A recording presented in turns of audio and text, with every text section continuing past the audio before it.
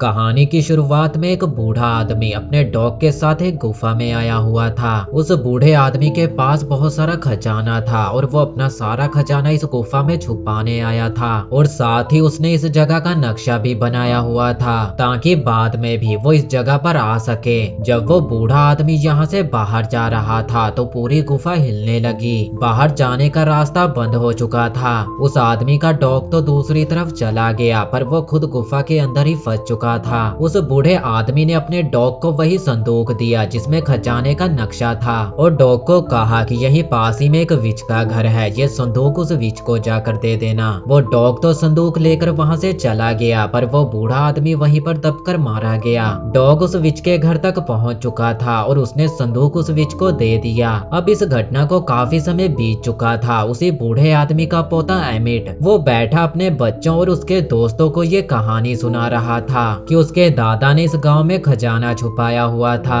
Emit के बेटे mic का एक फ्रेंड था और उसी लड़के के अंकल से एमिट ने पैसे उधार लिए हुए थे। वो अपने पैसे वापस लेने के लिए एमिट के पास आया। उसने एमिट को एक नोटिस दिया जिसके मुताबिक एमिट को 5 दिन के अंदर अंदर उसके सारे पैसे लौटाने होंगे। अगर एमिट ने पैसे वापस नहीं किए तो उसके घर और खेत पर ये लोग कब्जा कर लेंगे। ये सब कहकर कैप्सर वहां से चला गया। उसके जाने के बाद कुछ लोग गाड़ी से एमिट के दादा का सामान उसे देने आए। जो मरते हुए वो एमिट के नाम कर गए थे। उसे एक बहुत बड़ा बॉक्स दिया गया जिसे देखकर एमिट काफी ज्यादा खुश होने लगा क्योंकि उसे ऐसा लग रहा था कि इस बॉक्स के अंदर ढेर सारे पैसे होंगे और इन पैसों से मेरा सारा कर्जा उतर जाएगा। पर जब एमिट ने उस बॉक्स को खोला तो उसके अंदर एक डॉग था। उस डॉग का नाम टिम्बर था। वो उस डॉग को अपने बच्चों के पास छोड़कर जिमी के साथ शहर चला गया ताकि वो कुछ पैसों का इंतजाम कर सके। उसने अपनी बड़ी बेटी लूना को बाकी बच्चों का ध्यान रखने को कहा और खुद जिमी के साथ वहां से चला गया।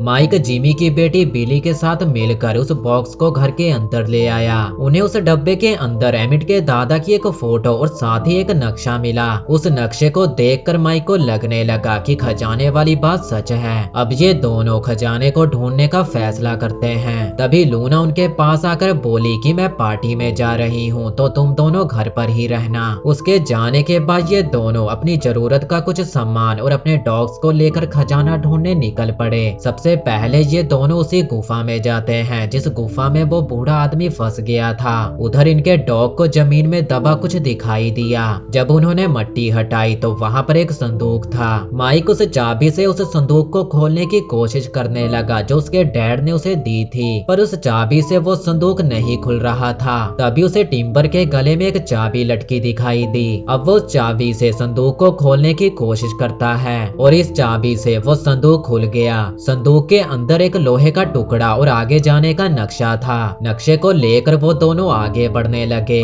मगर कैस्पर भी उनका पीछा कर रहा था क्योंकि जब एमिट के दादा खजाना छुपाकर गुफा से बाहर निकल रहे थे तो जो गुफा में भूकंप आया था वो इसी के डैड ने करवाया था क्योंकि उस समय वो भी उस खजाने के पीछे थे। बिली और माइक ने इन्हें देख लिया था तो वो दोनों वहां से भागने लगे। कैस्पर अपने साथियों को इनके पीछे लगा देता है। ये दोनों नक्शे के मुताबिक आगे बढ़ रहे थे। आगे जाकर इनके डॉग उल्टा लेट जाते हैं तो इन्हें एक पहाड़ दिखाई देता है और उस पहाड़ को उल्टा लेट कर ही देखा जा सकता था। वो डॉग भी इन दोनों को उल्टा लेटने को कहते हैं। जब ये दोनों उल्टे होते हैं तो इन्हें भी पहाड़ दिखाई दे जाता है और इसी के मुताबिक ये लोग आगे बढ़ने लगे। आगे जाने पर इन्हें एक सोने का सिक्का मिला जिसे देखकर ये दोनों काफी ज्यादा खुश हो जाते हैं और सोचते हैं कि हम बिल्कुल सही रास्ते पर हैं। कुछ दूर और जाने पर इनके डॉग ने एक पत्थर पर सूसू कर दिया। तभी इन्होंने देखा कि उस पत्थर पर कुछ लिखा हुआ था। उस पत्थर पर लिखा हुआ था कि खजाना लेने के लिए झील पार करनी होगी। झील के दूसरी तरफ तुम्हें बहुत सारा खजाना मिलेगा। अब ये सभी पानी में तैरते हुए दूसरी तरफ जाने लगे। चलते चलते ये दोनों काफी ज्यादा थक चुके थे। थकावट के साथ अब इन दोनों को बहुत तेज भूख लगी थी तो माइक और बिली वहां पर मछलियां पकड़ने लगे और इनके डॉग्स लकड़ियां इकट्ठा कर रहे थे। इधर लूना जब वापस घर आई तो उसे घर में कोई भी नहीं दिखाई दिया। घर में किसी को ना देखकर वो काफी ज्यादा परेशान हो गई। जब एमिट और जिमी वापस घर लौटे तो वो बच्चों के बारे में पूछने लगे जिस पर लूना ने उन्हें झूठ बोल दिया कि वो दोनों तो अपने दोस्त के घर गए हैं। इधर माइक और बिली जब खाना खाने के बाद आगे बढ़ रहे थे तो इन्हें एक घंटी और कुछ पुरानी चीजें मिली। उस घंटी पर कुछ लिखा हुआ था पर माइक को कुछ भी समझ नहीं आ रहा था, पर बिली को समझ आ चुका था तो उसने कहा कि ये हमें आगे जाने का रास्ता दिखाएगा। तभी वहाँ पर एक भेड़िया आ गया जिसे देखकर सभी लोग काफी ज्यादा डर गए। माइक उस भेड़िए की तरफ अपना बैग फेंकता है जिससे डरकर वो भेड़िया वहाँ से भाग गया। भेड़िया भागते हुए कैस्पर और उसके साथियों के सामने पहुंच चुका था। भेड़िए को देखते ही ये सभी भागकर अपनी गाड़ी में चले गए। कैस्पर के पास बिजली के झटके देने वाली रॉड थी। वो उस रॉड को भेड़िए पर इस्तेमाल करने वाला था पर तभी वो चल जाती है और बिजली के झटके उल्टा इन्हीं को लग जाते हैं। इधर एमिड को जब बच्चे नहीं मिलते तो वो लोग बच्चों को ढूंढने के लिए निकल पड़े। बिली के पास ट्रैकिंग डिवाइस थी और उसी की मदद से एमिड उन्हें ढूंढने निकल पड़ा था। इधर चलते चलते ये लोग उसी विच के घर पहुंच चुके थे जिसे कई सालों पहले एमिड के दादा ने वो बॉक्स दिया था। वो चुड़ैल दूसरी चुड़ैलों की तरह नहीं थी बल्कि वो तो एक अच्छी चुड़ैल थी। जब उसने बच्चों को थका हुआ देखा तो वो बच्चों को घर के अंदर बुला लेती है। बिली को चोट लगी हुई थी जिस पर वो दवाई भी लगा देती है। माइक ने जब उस विच को अपने बारे में बताया तो वो विच समझ गई कि ये उसी का पोता है। तभी उस विच ने माइक को एक संदूक दिया जो कि कई सालों पहले एमिड के दादा ने इसे दिया था। विच ने वो संदूक माइक को दे दिया।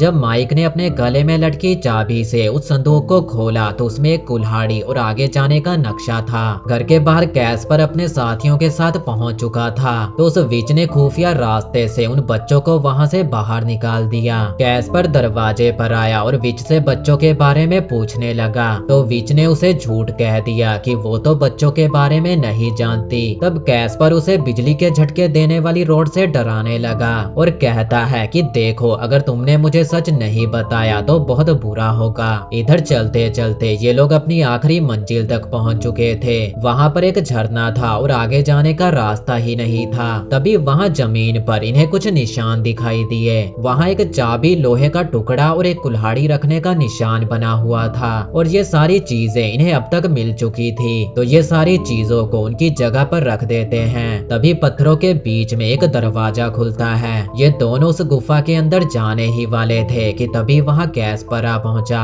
कैस्पर उस गुफा के अंदर जाने लगा। तभी उस गुफा के अंदर से बहुत सारी चमगादड़ें बाहर निकलने लगी जिससे सबका ध्यान भटक चुका था। तो माइक सारी चीजों को निकाल कर बिली और अपने डॉग के साथ उस गुफा के अंदर चला गया और उनके जाते ही रास्ता बंद हो गया। गुफा के अंदर जाते ही ये लोग खजाना ढूंढने लगे और ये वही गुफा थी जहां एमिड के दादा ने खजाना छुपाया था। अब ये सभी एक ट्रॉली में सवार होकर आगे बढ़ने लगे। बाहर कैस्पर ने उस दरवाजे को बॉम्ब से ही उड़ा दिया। बॉम्ब के फटने की आवाज एमिड भी सुन लेता है। अंदर गुफा में इन्हें एक संदूक मिला। जब माइक ने उस बॉक्स को खोला तो उसके अंदर सिर्फ हड्डियां थी। ये देखकर ये दोनों काफी ज्यादा निराश हो गए कि इतनी मेहनत करने के बाद हमें ये हड्डियां मिली। तभी टिम्बर को वहाँ एक सोने की हड्डी मिली। जब वो लोग थोड़ा आगे गए तो वहाँ पर ढेर सारा खजाना पड़ा हुआ था। उन्हें अपनी आंखों पर यकीन नहीं हो रहा था कि उन्होंने आखिरकार खजाने को ढूंढ ही लिया।